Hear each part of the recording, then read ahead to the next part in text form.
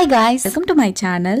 அன்னைக்கு ஒரு நாள் ரொம்ப போர் அடிக்குன்னு சொல்ல மெரைன் எக்ஸிபிஷன் போகலாமான்னு என் கோசிஸ்டர் கேட்க எல்லாரையும் அள்ளி போட்டுட்டு வந்த இடம் தான் ஆவடியில் இருக்க மெரைன் எக்ஸிபிஷன். எங்கள் பர் ஹெட்டுக்கு 120 rupees சார்ஜ் பண்ணுறாங்க. ஸோ 120 rupeesக்கு என்ன ஒர்த்தாக இருக்குன்னு உள்ளே போய் பார்க்கும்போது தான் அங்கே நிறைய ஃபிஷ்ஷஸ் வந்து வச்சுருந்தாங்க.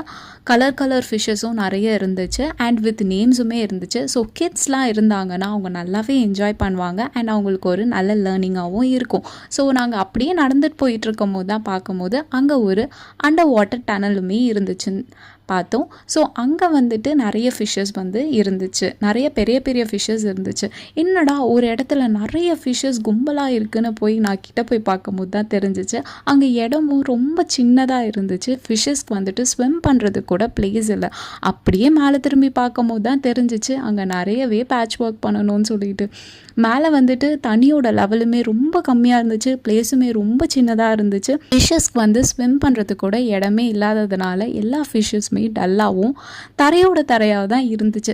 சரி, இது என்னடா ஃபிஷ்ஷஸ்க்கு வந்த சோதனை, நம்ம எதுக்காக வந்தோம், மெரைன் ஷோ பார்க்கறதுக்கு தான் நான் வந்தோம். ஸோ அங்கே தான் எங்களுக்கு ஒரு ட்விஸ்ட்டு. எங்கடா கடல் கண்ணின்னு தேடிட்டு இருக்கும் போது தான் எங்களுக்கு ஒரு கடல் கண்ணன் கிடச்சாரு. ஸோ அவர்கிட்டையும் ஒரு ஹார்டின் வாங்கிட்டு பக்கத்து டேங்க்கில் வந்துட்டு அப்படியே ஸ்கூபா டைவர் இருந்தார்.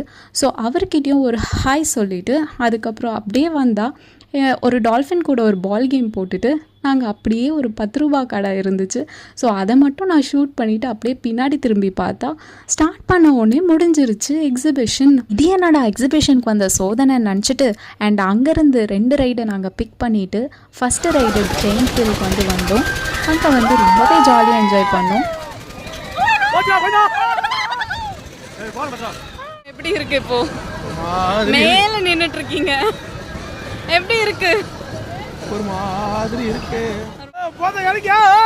எப்படியோ நல்லபடியாக ஜெயிண்ட் வில் ரைடை முடிச்சுட்டு அடுத்த வந்த இடம் தான் த்ரில்லிங்கான இடம். இது எங்களை ஒரு சுத்துச்சு பாருங்க, உலகமே 2 ஆயிடுச்சு.